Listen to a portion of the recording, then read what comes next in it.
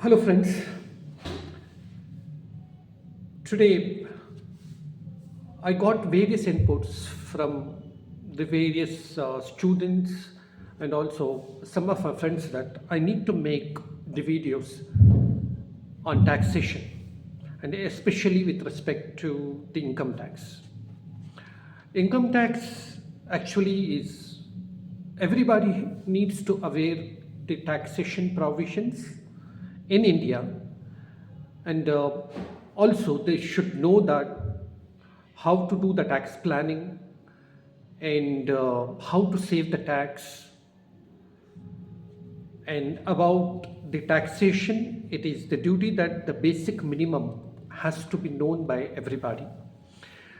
So I would make a many series of these taxations which are pertinent to, and I I will save your time with respect to understanding of the taxation, its structure, payment of the tax, tax liability, computation of the tax, the rate of the tax, the heads of the income and how to save the tax, tax planning, section 10, rebate, deductions from the tax, gross total income to reach to the tax liability.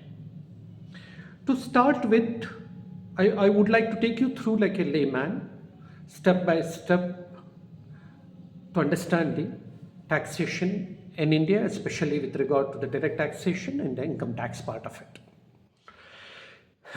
Let's start.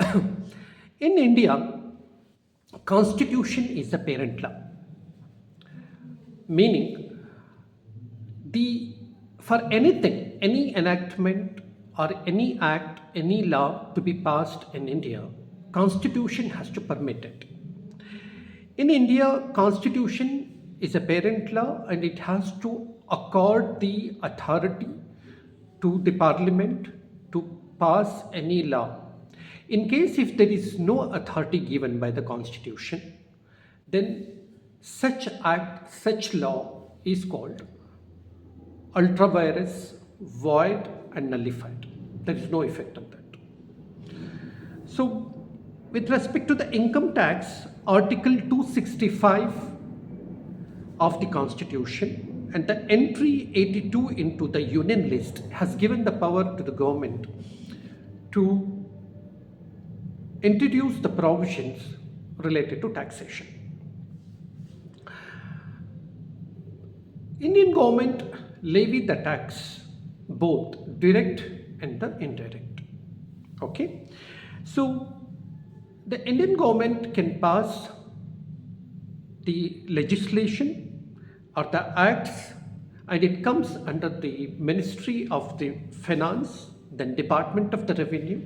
And the Department of the Revenue is bifurcated into two types, that is Central Board of Direct Taxes and Central Board of the Indirect Taxes.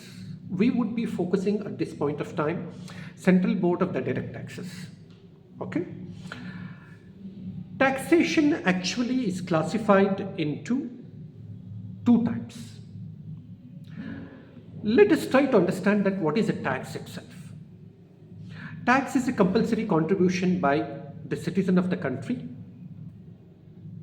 without expecting any direct return. That means you need to compulsory, if your income exceeds certain limit, you need to pay the taxes, but don't expect any direct benefit from the government to you.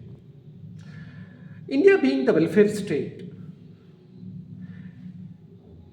it has to take care of the citizen of the country with respect to the health, education, social security, healthcare, and other benefits to its citizens. In one hand, the government of India takes the tax. On the other hand, it provides the benefit at large to the general public. Don't try to measure it that I paid the tax, what I got it. No, there is no direct measurement at all. It is a public at large. The government spends on these welfare schemes to the general public or the citizen of the country. But unfortunately, Nobody is willing to pay the tax, their hard earned money to the government.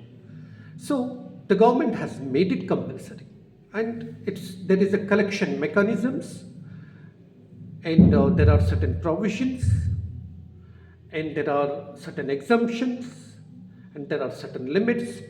If your income exceeds that limit, you need to pay the taxes.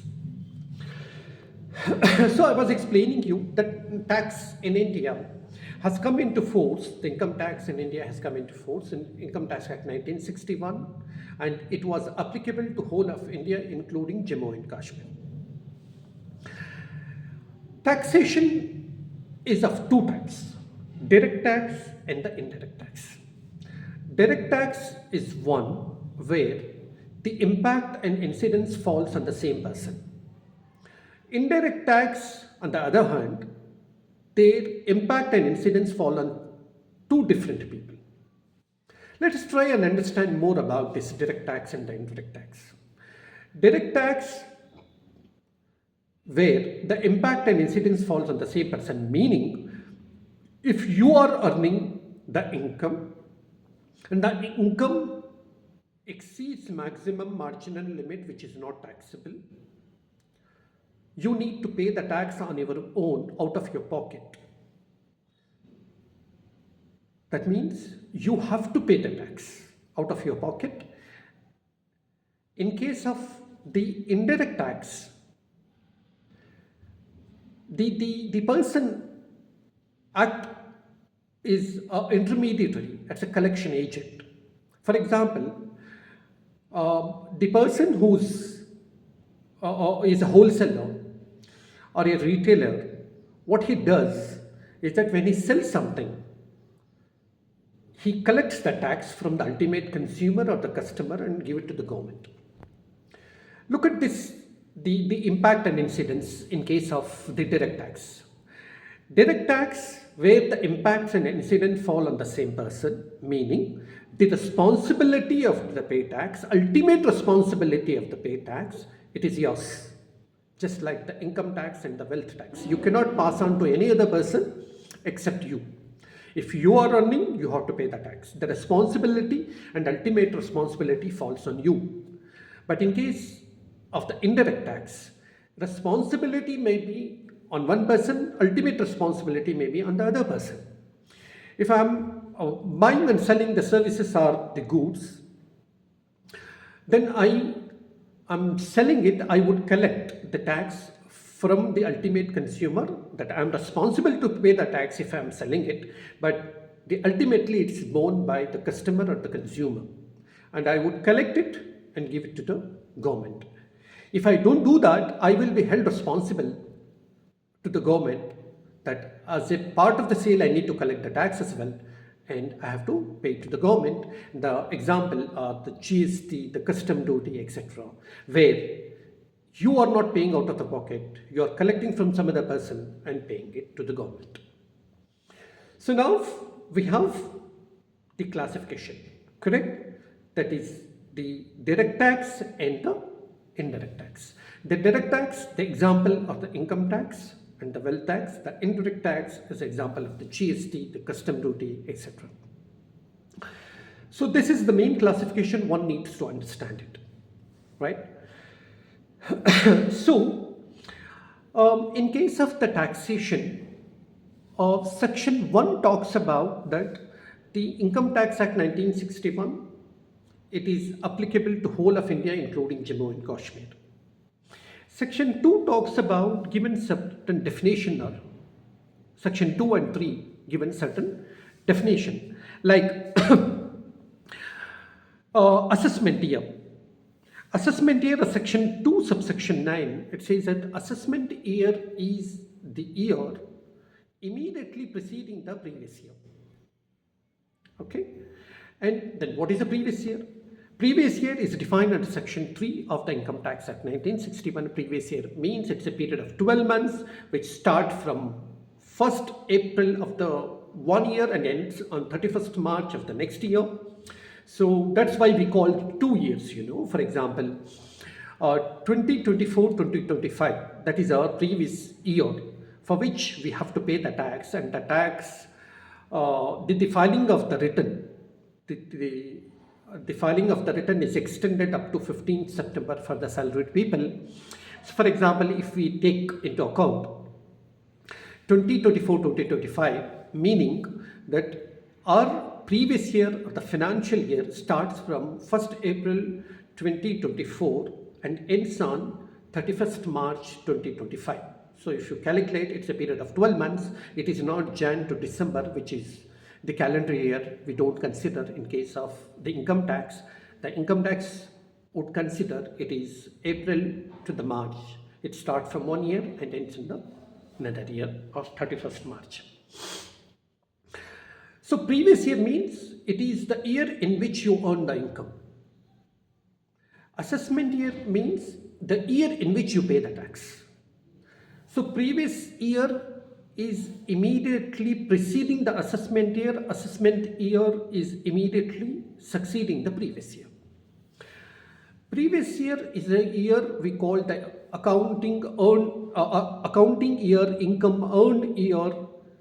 All these are the various concepts wherein for a period of 12 months you earn the income, you deduce it, total it, aggregate it, and how much the total income. If your income is more than the exemption limit